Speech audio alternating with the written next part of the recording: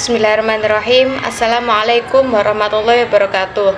Di sini kami dari kelompok 4 yang beranggotakan Nur Hasanah, Evi Indriani, Tika Islamiyati An-Naba, Masratun Nikmah, Tajfiriyal Alia Anjumi, Feni Fitria, Siti Zuniatul Aminin, dan Zulfian Alamsyah.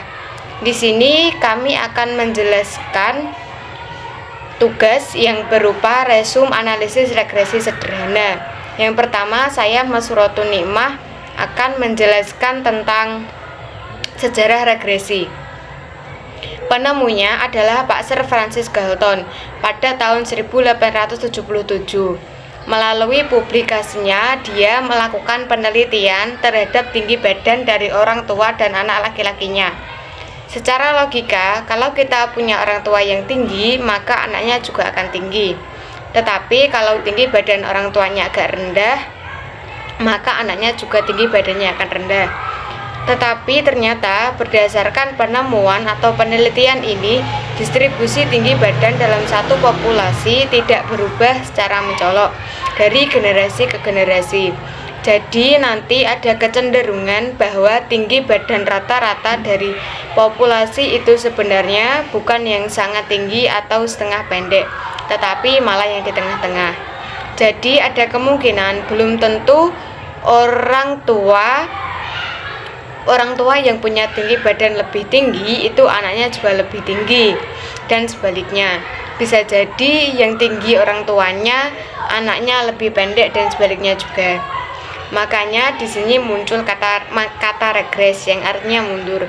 Maksudnya mundur adalah tidak sesuai dengan yang kita pikirkan logikanya. Nanti mundurnya itu ke arah rata-rata seluruh populasi. Kemudian hukum ini juga diperkuat oleh teman Pak Galton, yaitu Karl Persson, di mana Persson adalah yang mempublikasikan teori korelasi Persson. Nah, di sini Pak Galton menemukan rata-rata tinggi badan anak laki-laki kelompok ayah tinggi ternyata lebih rendah daripada ayah mereka. Sedangkan kebalikannya, yang ayah lebih pendek, anaknya lebih tinggi. Jadi ada kemunduran menuju arah rata-rata tinggi badan seluruh populasi laki-laki. Kemudian yang B, ilustrasi. Orang tua berbadan tinggi, anaknya bisa lebih pendek. Sedangkan orang tua berbadan rendah, anaknya bisa lebih tinggi. Semuanya mengumpul ke tengah-tengah seperti distribusi normal, yaitu yang tengah-tengah biasanya lebih banyak. Orang tua berbadan sedang, ini istilah kemunduran ke arah sedang atau regression to mediocrity. Kemudian yang C yakni pengertian regresi. Secara terminologi, regresi adalah studi ketergantungan yang punya variabel bebas dan juga variabel tidak bebas. Nah, biasanya untuk variabel bebas bisa satu atau lebih, tapi yang tidak bebas itu cuma satu. Nah, yang bebas biasanya simbolnya X, sedangkan yang tidak bebas simbolnya Y. Baik, saya Tajfiriyal Alia Anjumi. Di sini saya akan menjelaskan poin macam-macam regresi. Macam-macam regresi, analisis regresi terbagi menjadi dua, yaitu regresi linear dan non-linear. Adapun analisis energi linear sendiri terdiri dari regresi linear sederhana dan analisis regresi berganda. Perbedaan antara keduanya terletak pada jumlah variabel independennya. Adapun analisis regresi nonlinear itu juga disebut regresi eksponensial. Regresi linear sederhana. Regresi linear sederhana adalah hubungan secara linear antara satu variabel independen X dengan dependen atau Y. Analisis ini digunakan untuk mengetahui arah hubungan antara variabel independen dengan variabel dependen, apakah positif atau negatif, serta untuk memprediksi nilai dari variabel dependen apabila nilai variabel independen mengalami kenaikan atau penurunan. Kemudian rumus analisis regresi linear sederhana. yang mana rumus analisis regresi linear sederhana ini tertulis Y aksen sama dengan A plus BX. Y aksen sendiri memiliki keterangan subjek dalam variabel dependen yang diprediksi. Kemudian simbol A adalah harga Y ketika harga X sama dengan 0 atau konstan, harga konstan. Kemudian simbol B adalah angka arah atau koefisien regresi jika plus arah garis naik dan jika min adalah arah garis turun. Kemudian simbol X adalah subjek pada variabel independen yang mempunyai nilai tertentu. Kemudian regresi linear berganda. Regresi linear berganda adalah hubungan secara linear antara dua atau lebih variabel independen atau X1, X2 dan seterusnya dengan variabel dependen atau bisa disebutkan dengan Y. Analisis ini digunakan untuk mengetahui arah hubungan antara variabel independen dengan variabel dependen, apakah masing-masing variabel independen berhubungan positif atau negatif, dan untuk memprediksi nilai dari variabel dependen apabila nilai variabel independen mengalami kenaikan atau penurunan. Kemudian rumus analisis regresi linear berganda yakni Y aksen sama dengan A plus B1X1 plus B2X2 plus seterusnya sampai Bnxn. Y aksen artinya variabel dependen atau nilai yang diprediksikan. Kemudian simbol X mengandung arti variabel independen. Kemudian simbol A merupakan konstanta. Kemudian simbol B yaitu koefisien regresi atau nilai peningkatan atau penurunan. Contoh penerapan analisis regresi. Yang pertama, analisis regresi antara tinggi orang tua terhadap tinggi anaknya. Kemudian yang kedua ada analisis regresi antara pendapatan terhadap konsumsi rumah tangga. Kemudian yang ketiga ada analisis regresi antara harga terhadap penjualan barang. Yang keempat, analisis regresi antara tingkat upah terhadap tingkat pengangguran. Kemudian yang kelima, analisis regresi antara tingkat suku bunga bank terhadap harga saham. Kemudian yang keenam, ada analisis regresi antara biaya periklanan terhadap volume penjualan perusahaan. Kemudian di sini saya juga akan menjelaskan perbedaan antara korelasi dengan regresi. Yang pertama, korelasi hanya menunjukkan sekedar hubungan. Kemudian yang kedua, dalam korelasi variabel tidak ada istilah tergantung dan variabel bebas. Kemudian yang ketiga, regresi menunjukkan hubungan pengaruh. Yang keempat, dalam regresi terdapat istilah tergantung dan variabel bebas. Saya Vini Fitria. Di sini saya akan menjelaskan tentang analisis regresi sederhana poin G, yaitu persamaan regresi linear sederhana. Regresi linear sederhana memiliki persamaan yaitu Y sama dengan A ditambah BX ditambah epsilon, di mana Y merupakan nilai yang diramalkan, A adalah konstanta, B adalah koefisien regresi, X adalah variabel bebas, dan epsilon merupakan nilai residu. Selain itu, terdapat rumus lain untuk menghitung nilai A dan B. Adapun untuk menghitung nilai A, menggunakan persamaan A sama dengan sigma Y dikurangi B dikali sigma X per N. Untuk menghitung nilai B, yaitu N dikali sigma XY dikurangi sigma X dikali sigma Y per N dikali sigma X kuadrat dikurangi sigma X yang dikuadratkan. Untuk poin selanjutnya yaitu contoh kasus dari analisis regresi linear sederhana. Regresi linear sederhana memiliki contoh kasus yaitu seorang manajer pemasaran akan meneliti apakah terdapat pengaruh iklan terhadap penjualan pada perusahaan-perusahaan di Kabupaten Watergold. Untuk kepentingan penelitian tersebut, maka diambil 8 perusahaan sejenis yang telah melakukan promosi. Adapun untuk pemecahan contoh kasus regresi linear sederhana terdapat beberapa langkah. Yang pertama yaitu menentukan judul. Jadi judul dari contoh kasus tersebut yaitu pengaruh biaya promosi terhadap penjualan perusahaan.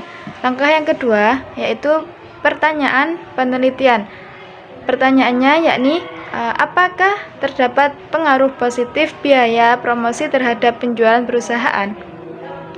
Langkah yang ketiga yaitu hipotesis, di mana hipotesis ini sangat penting. Hipotesis dari kasus tersebut yaitu terdapat pengaruh positif biaya promosi terhadap penjualan perusahaan. Baik, di sini saya akan menjelaskan tentang kriteria penerimaan hipotesis. Di sini ada istilah HO dengan HA.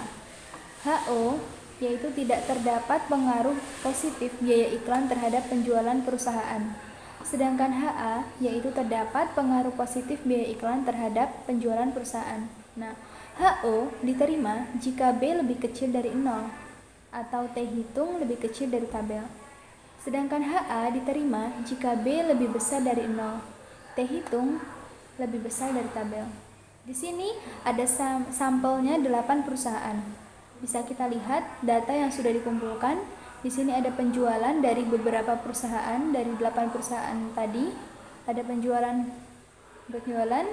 segini dan promosi segini. Nah, di sini penjualan lebih besar dari promosi.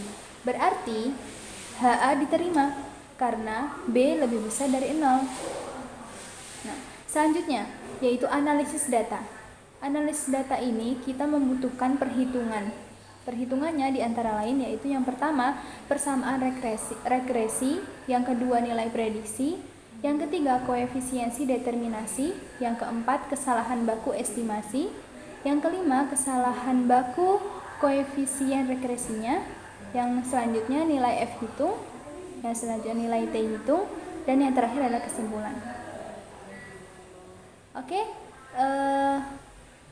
akan dilanjutkan oleh teman-teman saya, yaitu akan dijelaskan tentang analisis data satu persatu. Bismillahirrahmanirrahim. Baik, di sini saya akan melanjutkan pemaparan presentasi makalah kami yang berjudul Analisis Regresi Sederhana. Untuk bagian saya yaitu adalah poin L, yaitu persamaan regresi.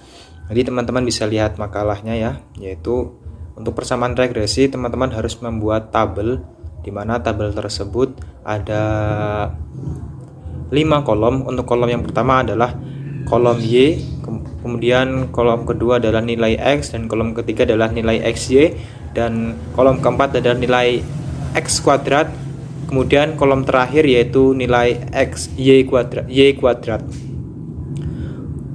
Untuk nilai Y ini yaitu kita ambil dari nilai-nilai yang sudah terdata dalam poin J. Jadi teman-teman tinggal masukkan saja nilai-nilai Y, yaitu 64, 61, 84, 70, 88, 92, 72, dan 77. Kemudian nilai X-nya teman-teman juga tinggal memindah aja dari tabel di poin J ke poin L, yaitu ada nilai X-nya yaitu 20, 16, 34, 23, 27, 32, 18, 22, dan 22. Kemudian untuk memasuki kolom ketiga yaitu nilai XY, teman-teman harus mengkalikan dari nilai Y dan nilai X, yaitu 64 kali 20 sama dengan 1280, kemudian 61 dikali 16 sama dengan 976, dan 84 dikali 34 sama dengan 2856, dan seterusnya. Jadi nilai Y dikali nilai X sama dengan nilai XY. Kemudian lanjut ke kolom keempat yaitu nilai X kuadrat. Jadi nilai X ini dikuadratkan ya, maksud kami dikuadratkan. Seperti contoh, nilai X-nya 20 dikuadratkan sama dengan 400, nilai X-nya 16 dikuadratkan sama dengan 256, nilai X-nya 34 dikuadratkan sama dengan 1156, dan seterusnya. Kemudian ada kolom terakhir yaitu Y kuadrat, sama saja nilai Y-nya dikuadratkan. Seperti contoh, nilai Y 64 dikuadratkan sama dengan 4096, nilai Y-nya 61 dikuadratkan sama dengan 3721, dan nilai Y 84 dikuadratkan sama dengan 7056, dan seterusnya. Itu untuk tabel persamaan regresi. Kemudian untuk mencari nilai B, teman-teman harus menggunakan rumus seperti ini. Bisa dilihat di makalahnya ya. N dalam kurung sigma XY tutup kurung min dalam kurung sigma X tutup kurung kali dalam kurung sigma Y tutup kurung per N dalam kurung sigma kali sigma X2 min dalam kurung sigma X tutup kurung 2. Kita tinggal isikan saja nilai-nilai tadi. Nilai jumlahnya tadi ya, jumlah daripada kolom-kolom tadi, seperti nilai Y itu jumlahnya berapa, nilai X itu tadi berapa, nilai X-nya tadi berapa, itu kita jumlahkan semua. Setelah kita jumlahkan, kita tinggal masukkan saja ke rumusnya. Nah, nilai Y kita masukkan, nilai XY kita masukkan. Nah, di sini 8 dalam kurung 15.032 min dalam kurung 192 dikali dalam kurung 608 per 8 dalam kurung 4.902 min 192 tutup kurung 2 sama dengan 1,497. Nah, ini untuk mencari nilai B. Kemudian untuk mencari nilai A, yaitu rumusnya seperti pada makalah, sigma Y min B dalam kurung sigma X tutup kurung min N. Nilai ini didapat dari mana? Yaitu penjumlahan sebelumnya sudah ada. Kalau di makalah kami itu ada 8. Nah, kita masukkan saja sigma Y-nya. Nilai Y tadi kan 608 min sigma X 1,497. Penjumlahan yang tadi kita jumlahkan pada nilai B tutup kurung 192 min 8. Jadi jumlah akhir 40,082. Nah, jadi nilai Y-nya kita ketahui yaitu 40,082 plus 1,497 X plus E. Untuk selanjutnya yaitu poin M. Di poin M ini adalah nilai prediksi. Jadi dalam makalahnya sudah tertera, yaitu ada pertanyaan sekaligus jawaban. Juga ada cara menjumlahkannya. Nah, pada makalah kami ini ada 6 pertanyaan. Yang pertama diantaranya adalah berapa besarnya penjualan jika promosi sebesar 20, berapa besarnya penjualan jika promosi sebesar 16, berapa besarnya penjualan jika promosi sebesar 34, berapa besarnya penjualan jika promosi sebesar 23, berapa besarnya penjualan jika promosi sebesar 27, berapa besarnya penjualan jika promosi sebesar 32. Nah, inilah bentuk pertanyaan. Kemudian kita cantumkan pada makalah kami yaitu rumusnya. Nilainya adalah rumusnya adalah 40,082 plus dalam kurung 1,497 bintang 20 tutup kurung dan hasilnya 70,022. Nah, nilai ini, rumus ini 40,082 ini didapat dari penjumlahan yang sudah ada pada nilai A, dan 1,497 kita dapatkan dari penjumlahan pencarian nilai B. Nah, teman-teman bisa lihat pada makalahnya. Langkah selanjutnya adalah pembuatan tabel. Setelah kita mengetahui pertanyaan sekaligus jawabannya, teman-teman harus membuat tabel. Tabel ini berisi 9 kolom. Untuk kolom pertama yaitu adalah berisi nomor, poin kedua adalah Y, nilai Y, poin ketiga adalah nilai X, poin keempat adalah nilai XY, poin kelima ada X kuadrat, kolom keenam ada Y kuadrat, poin ketujuh ada Y pret. Y pret ini maksudnya prediksi. Kemudian ada kolom ke-8 dalam kurung Y min Y prediksi tutup kurung kuadrat, dan kolom terakhir ada dalam kurung Y min Y rata-rata tutup kurung kuadrat. Nah, teman-teman kan tadi sudah mencari nilai daripada X, Y, XY, X kuadrat. Nah, tinggal kita masukkan kolomnya, kemudian kita jumlahkan. Nilai X seperti yang di atas 64, 61, 84, 70, 88 dan seterusnya. Kemudian nilai X-nya juga kita masukkan 20, 16, 34, 23, 27 dan seterusnya. Kemudian ada nilai XY 1280, 976, 2856 dan seterusnya. Kemudian nilai X kuadratnya juga ada 400, 256, 1156 dan seterusnya. Dan kemudian ada Y kuadrat, itu nilainya 4096, 3791, 7056 dan seterusnya. Ini adalah kita masukkan dari penjumlahan yang kita hitung pada tabel sebelumnya. Nah, di sini ada Y prediksi. Y prediksi adalah didapat dari yang kita penjumlahkan tadi di atas ya. Pada nilai prediksi. Nah, ada 70,002, 64.034, 90.998 dan seterusnya. Nah, itu sedikit penjelasan mengenai nilai prediksi.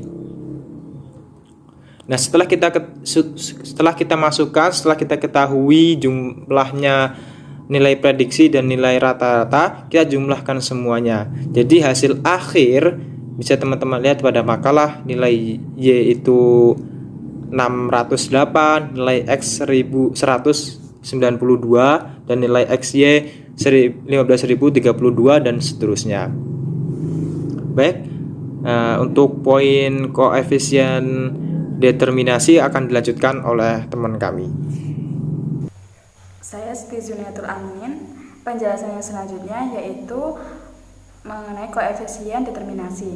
Koefisien determinasi rumusnya yaitu R kuadrat sama dengan 1 dikurangi sigma Y dikurangi Y pret dikuadratkan per sigma Y dikurangi Y pret dikuadratkan. R kuadrat sama dengan 1 dikurangi 227,497 per 886 sama dengan 0,743. Kemudian koefisien determinasi disesuaikan adjusted. R adjusted sama dengan R kuadrat dikurangi P 1 dikurangi R kuadrat per N dikurangi P dikurangi 1. R adjusted sama dengan 0,743 dikurangi 1 dikurangi 0,743 per N nya 8 dikurangi P 1 dikurangi 1 sama dengan 0,70. Bismillahirrahmanirrahim. Saya Evi Indriani akan melanjutkan presentasi dari teman saya statistika. Makalah kami yaitu dari langkah-langkah selanjutnya yaitu langkah-langkah yang O, yaitu kesalahan baku estimasi, yaitu digunakan untuk mengukur tingkat kesalahan dari model regresi yang dibutuhkan. Dapat dirumuskan yaitu dengan rumus SE. SE sama dengan akar dari sigma buka kurung Y min Y tutup kurung kuadrat per N min K. Dapat kita masukkan dari angka-angka sebelumnya, tabel sebelumnya, yaitu SE sama dengan akar dari buka kurung 227 min 467 tutup kurung min 8 min 2. N nya yaitu 8 dan K nya yaitu 2, yaitu sama dengan 6,1576. Kemudian langkah-langkah selanjutnya yaitu yang P, yaitu standar error koefisien regresi. Itu digunakan untuk mengukur besarnya tingkat kesalahan dari koefisien regresi. Dapat dirumuskan yaitu dengan rumus SB, yaitu sama dengan SE per akar dari sigma X kuadrat min buka kurung sigma X tutup kurung kuadrat per N, yaitu dapat kita masukkan dari tabel sebelumnya yaitu SB sama dengan SE nya tadi kita sudah cari di langkah-langkah yang O, yaitu SE nya 6,1576 per akar dari sigma X kuadrat. Dapat kita ketahui dari jumlah dari tabel X nya langkah sebelumnya, yaitu 4902 tutup kurung min dari X sigma X tutup kurung kuadrat sama dengan 192 tutup kurung kuadrat per 8. N-nya yaitu 8 sama dengan 0,359. Mungkin itu saja dari saya. Selanjutnya akan dilanjutkan oleh teman saya. Terima kasih. Selanjutnya yakni uji F. Uji F itu digunakan untuk mengetahui ketepatan model. Apakah nilai prediksi itu menggambarkan kondisi sesungguhnya. Nah, kondisi sesungguhnya di sini ada dua, yakni jika F hitung kurang dari tabel atau F hitungnya lebih dari tabel. F sendiri dirumuskan dengan koefisien determinasi atau K-1 dibagi dengan 1 dikurangi koefisien, kemudian jumlah data dikurangi K. Jadi nanti tinggal dimasukkan jadi 0,743 per 2 min 1 dibagi 1 dikurangi, dikurung dulu 7,743 di miring, garis miring itu, kemudian 8 min 2, nanti hasilnya ketemu 17,367. Dari hasil ini kan diketahui bahwa F hitungnya itu lebih besar dari F tabel. F tabel itu bisa dilihat di Google, bisa ada di download. Cari F tabel, tadi di situ kita ambil yang 5,99. Jadi kalau dilihat F hitungnya kan ketemu 17,367, itu lebih besar dari F tabelnya, jadi hasilnya baik. Kemudian uji T. Uji T ini digunakan untuk mengetahui variabel bebas terhadap variabel hitungnya. Nah, itu ada dua keadaan, jika T hitungnya lebih kecil dari T tabel dan jika T hitungnya lebih besar dari T tabel. Rumusnya itu T hitung yaitu B min SB. B itu koefisien regresi, kemudian SB-nya itu standard error.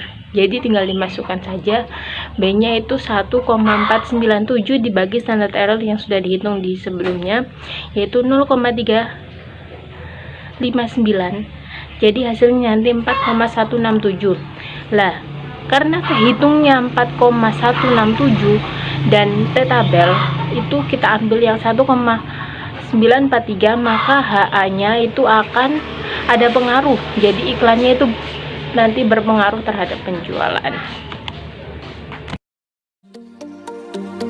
Sekian dari kelompok kami. Terima kasih telah menyaksikan. Wassalamualaikum warahmatullahi wabarakatuh.